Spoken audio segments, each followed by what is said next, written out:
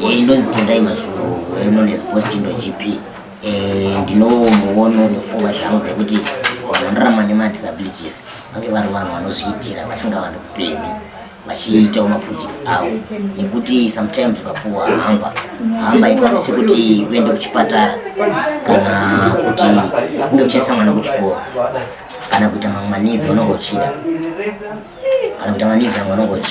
saka hazvikwanisi kuti unge uchiendesa mwana kuchikoro nevahamba iwawo. But kana vanhu vari empowered tinoona kuti vanhu vanorarama nemadisabilities upenyu hwavo unoita zviri nyore. If you look on disabilities, they are homeless, havana pekugara pavo, and let's say unoshandisa wheelchair uri roja like kuchikanga uchidarika nemupassage, especially nguva yekunaya ndo nguva yandakamhaka pasi rese because unongochipinda nemataka wakwanisa kuti ugone wheelchair matai anosiya nyora mupassage malandlord, and zvinhu zvekuti malandlords zvinocho hamuzonyasodini pamba kuzowirirana kudiki. Saka inini ndinomuona kuti handi foundation kadoko karikungokurawo ngekuti vanhu nemadisabilities at the moment ukasangwana mawheelchairs nevanhu vanenge masecond hand maybe kuHarare kupi around Zimbabwe inoyi ndopo vanhu vanenge vasina. Inina kuti handina nechitodawo pati nongoti nongoita kamweka kudii kuti kungobatsirawo so far nevanhu vakati wandei vatatibatsirei nemawheelchair saka zvekuma10 sezvo ndisina mari but nongotokumbira munhu kuti tokumbirawo wheelchair. Sometimes kukumbira kwatinoita wazosenda foto rangu ndiri kuida, but sometimes ndikasenda foto remunhu akasazowana akutoti maybe you are using us, saka ndosenda ndoti ndiri kuida at the end ndozodza munhu andipa kuti ndadii ndakazopa munhu akadai so wheelchair kana macrutches accessories. Vanosununguka kundibata paline angu 0718 985 985 0718 985 985 kana 078 235 2853 078 235 2853 kana imwe yachipedzisira tilsel 07338 66498. Pane vakawanda vakaita partnering nesu like iwo wedestiny vanongochitibatsira kuti tikaona vanhu vanenge varodawo unit ndouya kudestiny ndine 1 2 3 vanhu varoda zvakadai vaina vanokwanisa kutipa neold peoples yekutaundi so varungu yaya ne1 guy pagreen market anonzi top striker namwe madam green market anonzi maili vanongoti tikangwa kuti ndino zvakadai so wanta jump into vachitibatsira.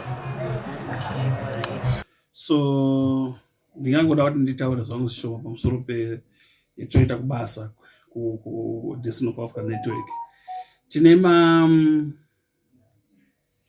responsibilities etoita as a network. Destiny of Africa Network is a Christian organization ine donzo rokuti tipe vanhu pokugara.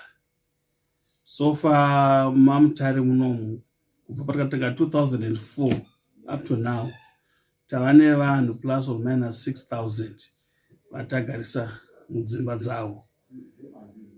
Tichitanga to Native View, Hope House, that's the remainder of Rain, Modern Rise, Lot 1 of Dora, Phase 1 and Phase 2, Fed Valley, Ling Road as well. Saka vanhu vedu avava tinosangana nemachallenges sokuti vamwe vacho they are physically handicapped, vamwe havagoni kufamba saka tinenge takutavatsagira mawheelchair. Pane vamwe vasingagoniwo kuzviraramira nokuda kweurwere, vamwewo havachakwanisi kuzviraramira nokuda kweage. Tine vasingaoni vatinawo muorganization as well. Saka vanhu ivava vanoda rubatsiro rwedu as a Christian based organization. Tinofanira kuti tivabatsire kuti ndaramo yavo igova yakanaka. Chandodhinira kutenda handizivi kuti ndokwanisa kutenda sei because havasi kuitira inini chete zvinezvi, vari kuitira vanhu vakawanda, vamwe vacho vasipana pavo but varamba vachitira vanhu vakawanda rubatsiro every day.